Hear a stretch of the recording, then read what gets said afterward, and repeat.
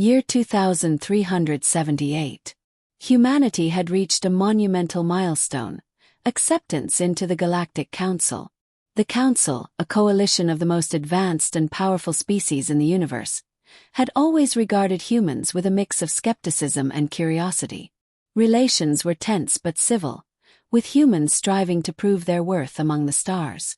Ambassador Jonathan Blake was a central figure in nurturing these delicate relationships. He was admired for his diplomacy, integrity, and a trait uncommon among other species. His profound bond with his dog Max, a golden retriever, was more than a pet. He symbolized Earth's loyalty and peaceful nature. A constant companion, he had accompanied Blake on countless diplomatic missions. The day began like any other on Vards Prime, the heart of the Galactic Council. Ambassador Blake and Max strolled through the lush gardens surrounding the Council's headquarters. Max's golden fur shimmered in the sunlight as he chased a butterfly, bringing smiles to all who witnessed his innocent joy. Suddenly, without warning, a Council security drone malfunctioned. It swooped down, its energy weapons firing unpredictably. Before anyone could react, a beam struck Max. The beloved dog collapsed lifeless. Time seemed to halt as Blake fell to his knees, cradling Max's body, tears streaming down his face. The Council's reaction was cold and dismissive. The incident was labeled trivial, a mere malfunction not worth further attention. No apology, no recognition of the emotional devastation inflicted on the human diplomat. For Blake, and for all humanity, this callousness was unbearable. News of the tragedy spread quickly back to Earth. Grief turned to anger, and anger to a resolute call for retribution. Max's death was no accident. It was seen as a direct affront to humanity's values and dignity. Earth's leaders convened in emergency sessions. The consensus was clear. The Galactic Council must understand that humans were not to be trifled with.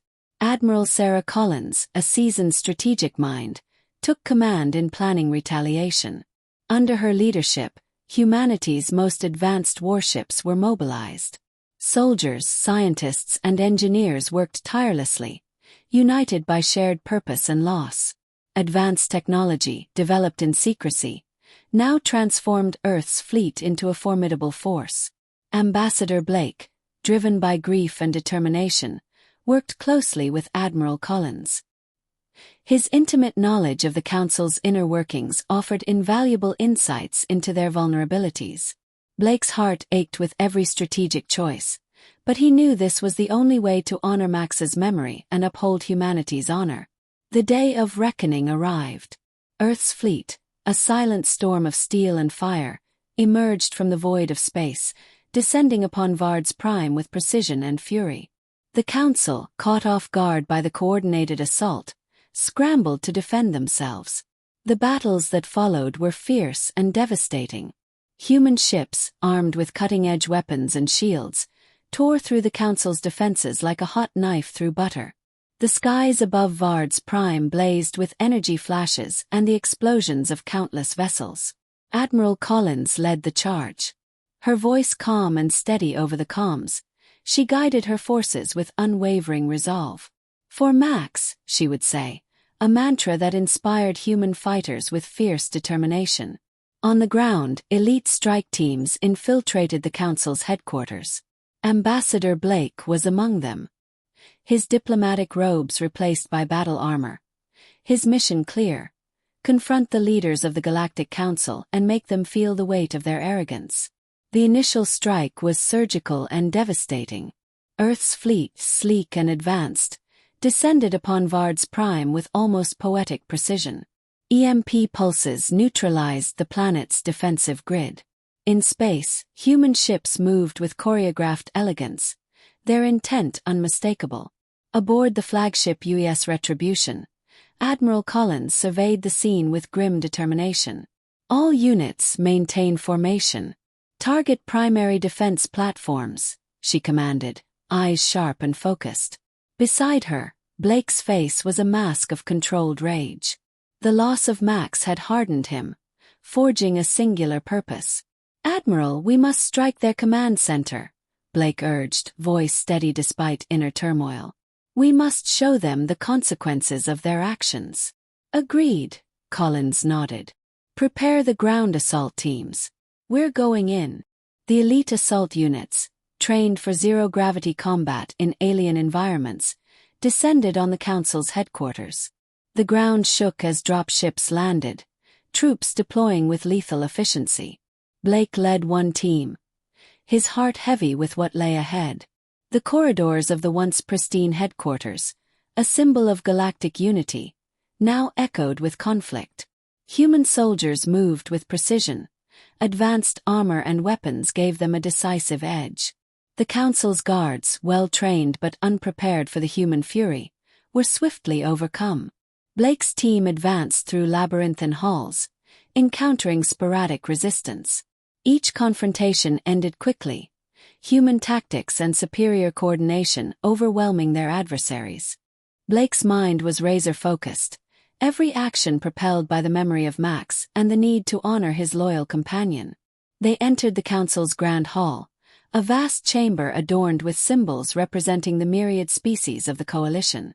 The remaining Council members were gathered, faces etched with fear and disbelief. Blake stepped forward, eyes locking on the Council's leader, the towering High Chancellor the Wren. You disregarded what we hold dear, Blake's voice rang out, heavy with grief and fury. You showed no remorse. Now you will understand the cost of your callousness. High Chancellor the Wren, a being of immense stature and imposing presence, tried to maintain a facade of control. Ambassador Blake, this is madness. Cease this at once, and we can negotiate. Negotiate? Blake laughed bitterly. Your chance for negotiation passed the moment Max was killed, and you dismissed it as trivial. Admiral Collins, standing beside him, added, We are here to make you understand that humanity will not be treated with disdain. This is your reckoning. Tension gripped the hall. Council members, diverse in form and origin, exchanged nervous glances. They had never confronted such unyielding determination, such a concentrated display of force from a species they had underestimated. Blake drew a deep breath, voice steady. We are not here to annihilate. We demand respect. Never again will any species dismiss the values and lives we hold dear. High Chancellor the Wren bowed his head, a gesture of reluctant acknowledgement. The negotiations that followed were intense, a mix of threats and concessions. Humanity demanded reparations for the loss of Max, a public apology, and a binding commitment to honor the values of every member species. Humbled by the show of force, the Council had no choice but to comply. Ambassador Blake, heart heavy but resolve unwavering, laid out the terms. First, a formal apology and acknowledgement of Max's death. Second, reparations to Earth for the emotional and political damage. Third, a binding agreement to ensure the protection and respect of all species' values and lives. Recognizing their misjudgment, the Council agreed. The formal apology was broadcast across the galaxy, a historic moment signaling a shift in interstellar relations. Humanity had shown the galaxy they were not to be trifled with. They had avenged the loss of one of their own and carved a place of respect and power in the universe. Max's memory lived on, a testament to humanity's fierce loyalty and unbreakable spirit. Blake returned to Earth with Max's ashes, burying him beneath a tree in his garden, a quiet spot where they had often played. The memorial stone read, Max, symbol of our loyalty, catalyst of our strength. Admiral Collins, now hailed as a hero, continued to lead Earth's forces. Her strategies and leadership shaped humanity's future among the stars. She and Blake often met, their bond forged in battle and the shared mission of securing humanity's honor. The events on Vard's Prime had far-reaching consequences. The once aloof Galactic Council began to change, their treatment of member species re-evaluated. Blake, now revered, continued his work with renewed vigor, advocating for values that had driven humanity to such drastic measures. His efforts, combined with the respect earned, led to significant reforms. Admiral Collins oversaw the rebuilding and expansion of Earth's fleet, ensuring humanity remained a formidable force. Her leadership inspired a new generation of soldiers and leaders, all dedicated to protecting human lives and values. Max's memory became a symbol of unity and strength. Schools taught children about the loyal dog whose death sparked a movement that reshaped the galaxy. Statues were erected, and his story immortalized in books and holofilms. The bond between humans and pets, once seen as quaint, was now recognized as profound, exemplifying the best of humanity. Max's legacy endured, woven into the very fabric of interstellar society. Epilogue: Peace and Vigilance. Years passed. The galaxy entered a new era of cooperation and mutual respect. Council reforms fostered unity among diverse species. Blake, older and grayer, continued to serve as a guiding light within the council. Admiral Collins, her hair streaked with silver, remained a formidable strategist, ensuring Earth's safety and that of its allies. The memory of Max, the loyal golden retriever, endured as a symbol of humanity's fierce loyalty and unbreakable spirit. The galaxy had learned a valuable lesson. Respect and honor for all members is essential, for the cost of arrogance is too high. United in grief and anger, humanity had shown the universe its strength. Through their actions, they avenged a beloved companion and secured a future where respect and empathy prevailed.